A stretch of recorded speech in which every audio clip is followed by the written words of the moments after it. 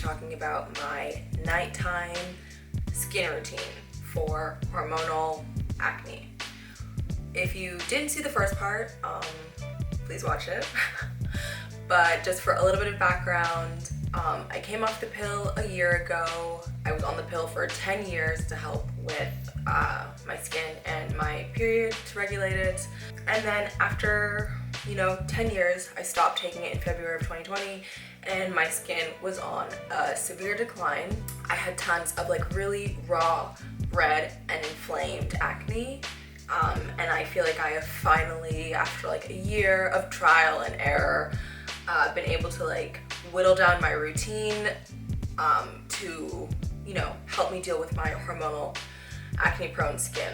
It's nothing super fancy. I don't use tons of exfoliants or tons of retinols or anything. I really pared back my routine because I found that a lot of those things, when I was doing it to try and deal with my acne, in fact made my skin even more red and inflamed, and it just made the acne angrier. So this is like a fairly simple routine, but sometimes I feel like simple is good.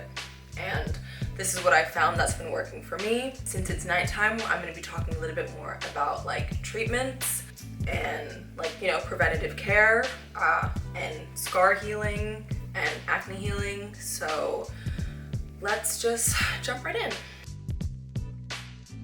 Okay, first things first, regardless of if I am wearing makeup or not, I will always be wearing SPF, and so I like to oil cleanse. I have 2 oil cleansers that I like. This is the Simple Hydrating Cleansing Oil. Super cheap, always on sale at Boots. I usually get them like 3 at a time. I'm never without this. However, if you don't have this or you can't find this, my second favorite is the Clinique Take the Day Off Cleansing Balm. Obviously more expensive. No one's traveling right now, but it is travel friendly because it is a solid balm. Both of them work great. It takes off all of my makeup. I'm not really a waterproof makeup wearer, but it takes off all of my mascara, SPF, foundation, all of that stuff, as is to be expected. I never find it irritating. I used both of them during my acne breakout and before, and I love oil cleansing. I think it is probably one of the best things for me to remove my makeup. I don't really like a foamy cleanser anymore because I felt like it was really stripping my skin. So again, neither the Simple one and the Clinique one, they're not scented. They take off everything. The Simple one's obviously way more affordable. I use about like 5 good shakes in my hand, and then I really saturate my face with the oil, and I massage honestly for like about a minute. I really like get deep into my skin. I get like into my eyebrow hairs and my mascara hairs, especially because I put on like tons of mascara, but also I use soap brows, so I really want to massage any of like the crispy bits in my eyebrows and get that out. Yeah, and I never really have a problem with this ever breaking me out, and it does not leave an oily residue. Both this one and the Clinique one kind of turn into a milky water when they're emulsified, when you're rinsing them off, and I love them. They're amazing. My second cleanse is a repeat from the morning. It's micellar water. Again, I have here the Garnier Skin Active Micellar Rose Water Cleanse and Glow. Has a gentle rosy scent. Most of the products I use are not scented, so sometimes it's nice to just feel like you're not just putting on more unscented things onto your skin. Also, like I said before, I have the regular micellar cleansing water. This is 700 mils. These are always on sale. If you cannot find these, I also like the ones from Simple. The Simple micellar water with the green top. I do not use the Water Boost. I find the Water Boost line, despite what it says, dries my skin and makes it irritated. So I don't use the Water Boost. I just use the green top Simple micellar water. If I can't find this and I can't find the Simple one, I will use Bioderma. And this is my second cleanse. When I use the micellar water, I'm not using it to take off any makeup on my face per se. It's more of like a once over in case there's any spots I missed, and my hairline. I have curly hair, and I find that like the makeup really gets like trapped in like the curls. So after I do like the once over of my face, I will then make sure that I go and make sure my hair is back and like go into my hairline with the micellar on a cotton pad, just to make sure that any like residual bronzer or foundation is getting removed. This is just kind of like a once over, just in case, just to be safe. Like I said in my AM skincare routine, I like to use serums to treat a specific issue. So one of the issues I'm struggling with, obviously having had so much acne, is acne scarring. And something that I find that really works well for my skin is alpha-arbutin. This is the ordinary alpha-arbutin 2% with hyaluronic acid. The alpha-arbutin reduces the pigmentation of my scars really well and really gently. And the hyaluronic acid obviously prevents me from being dried out.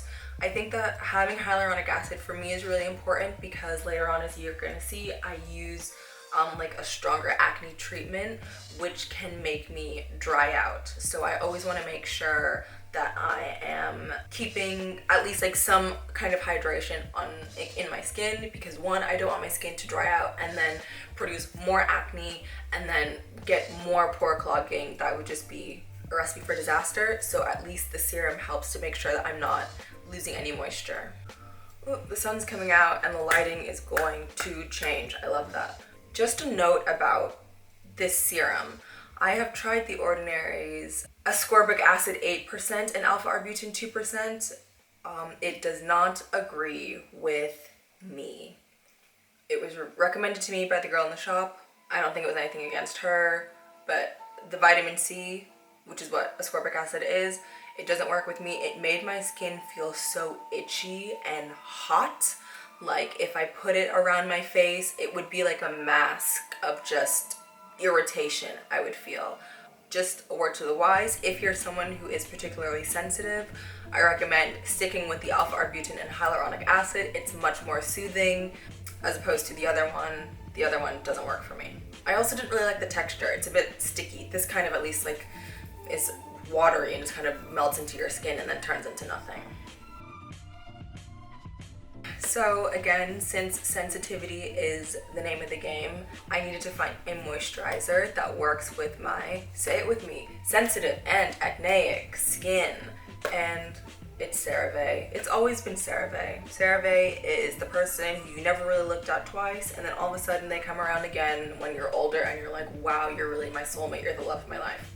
This is just the CeraVe moisturizing lotion. It says for dry to very dry skin, which is not me. However, this is a really lightweight, gentle baseline moisturizer that I love. It helps protect my skin barrier, which I'm sure I damaged in the old process of me dealing with my hormonal acne, because I was trying to like exfoliate and do all these things, and like maybe it's congestion, maybe I just like need to put more acids on. That's not it. I probably like did a lot more damage and could have accomplished my skincare goals way sooner if I had just chilled and focused on repairing my moisture barrier. It comes in a giant pump bottle. This is 8 ounces, 236 ml, something that has no fragrance and agrees well with other products. It doesn't pill with anything else that I use, and it doesn't pill with my acne treatment, which is great. I mean, I know that it's for the nighttime, and peeling isn't the biggest concern, but I just don't want that texture on my skin. So this is great. I love this. Full of ceramides, really nice at protecting your skin. I think the biggest takeaway from this hormonal acne journey is that when all else fails, seek professional help. I don't think I can say it enough. There are innumerable skincare brands that tell you that you should take your skincare into your own hands. Some of it is backed by science, some of it is not, but if you feel like you have thoroughly educated yourself and everything that you're using is still not working, your breakouts are persistent, it's having a toll on you and your mental health, it's making you feel like you're in distress, seek help. I'm lucky enough to be in the UK where my prescription for what I'm going to share cost £10. And I know that not everyone is afforded this luxury, especially if you're in the States. Healthcare can be a disaster. However, if you are someone who has healthcare and who is able to see a dermatologist or a skincare professional and can be prescribed something for your acne, and you are just like at your wit's end, please do it. It saved me so much grief and so much money. I paid £10 for a prescription, and while I think that everything else I'm using definitely helps keep my pores clear and my skincare in check, my acne is hormonal, and no amount of, niacinamide is gonna save me. So let's just be really real. Rant over. Let's talk about what this prescription even is. This is Epiduo, 0.1% adapalene and 2.5% benzoyl peroxide gel. It's antimicrobial and anti-inflammatory, and it kills the bacteria that causes breakouts. The only other thing in my skincare routine that does that is inconclusively the new face, because like I shared in my AM skincare routine, the new face uses microcurrent, and it's inconclusive as to whether or not that actually kills the bacteria. However, when I use it on acne, I find that it causes a reduction in my acne. Now, when I got this prescription, the doctor said I would start to see improvements within 6 weeks. And you might start to see improvements within 6 weeks. I did not. I started to see improvements after, I would say, like 12 to 18 weeks. After 6 weeks, I saw an improvement, but nothing that was comfortable for me. I was still getting new breakouts. I'm not sure if this makes you purge, but that could have been a possibility. I apply Epiduo, as you can see, closer to the end of my routine. And I also think that putting it on after your moisturizer helps to reduce any potential irritation or inflammation that you can get from the cream. Now, if you're gonna use Epiduo, you have to wear sunscreen. This will make you photosensitive.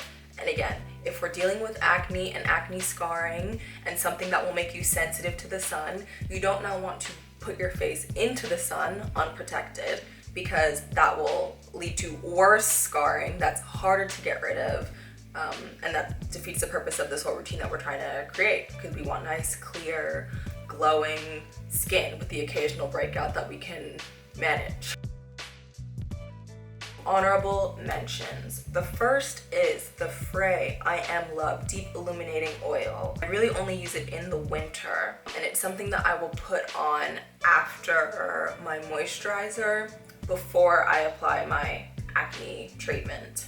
I really, like I said, only use it in the winter because it's been so dry. So I like to put on my serum, my moisturizer, and then like 2 drops of oil just to keep the hydration in. It smells divine. It smells like a spa treatment. It doesn't leave me irritated. It doesn't make me have any little breakouts in the morning. I believe that some of the oils in here are also antimicrobial and anti-inflammatory, and I love it. It's great. The second honorable mention is a pimple patch. I am not loyal to pimple patches, but any kind of hydrocolloid pimple patch is great. These are Mia Rosa Korean Beauty Spot Patch. It comes in 8, 10, and 12 millimeters, so depending on the size of your pimple, you can put a different size patch on it. I love these. These are amazing, especially if you have touched a pimple. Word to the wise, don't pick your face. Don't do it. Makes the acne spread, makes the scarring worse, but we already know that. I think that pimple patches are great if you've already messed with a pimple, because it sucks up all of the pus that's in there. I also really like pimple patches because it prevents you from picking at the pimple, which is something that I do. So if I've already, wronged myself and have picked a pimple, stick a patch on it, and then by the next day it's usually so much flatter, so much less inflamed. These are great too. I mean, we're all wearing masks. If you have one on your cheek or something, the mask covers it. I mean, I don't care that much. I've definitely walked out and gone about my business with pimple patches on. But yes, highly recommend, and I think that they're great at helping to heal acne. This isn't necessarily acne related, but I find that despite my skin being super oily, around my eyes is always dry. And so I like to have something that's really occlusive and thick around my eyes, especially when I am going to sleep. So I use the Weleda Skin Food. I just use like a little pea-sized amount and just put that around my eyes and really give my eyes like a really good massage. Sometimes it looks crazy and white around my eyes, but that's fine. I'm going to bed. It usually absorbs within like 30 minutes or so, and it just makes me not feel so like crispy and dry around my eye, especially when I'm using acne treatments. So that's it, guys. That's the end of my hormonal acne skincare routine. It's been a long journey. It hasn't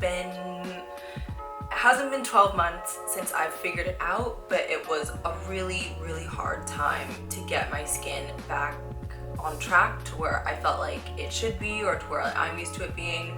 But don't give up. I know acne sucks, not even like the look of it, but just like experiencing it sucks. Like it hurts, your face feels like so tender and hot and raw. But if you can see a professional, I highly recommend. If you're someone who uses lots of acids and lots of actives, maybe try paring those back to see if that helps you. But yes, I'm not a dermatologist. This is just what I found that works for me. And I hope that you got some tips. So like if you want, feel free to subscribe, and I'll see you guys in my next video. Bye.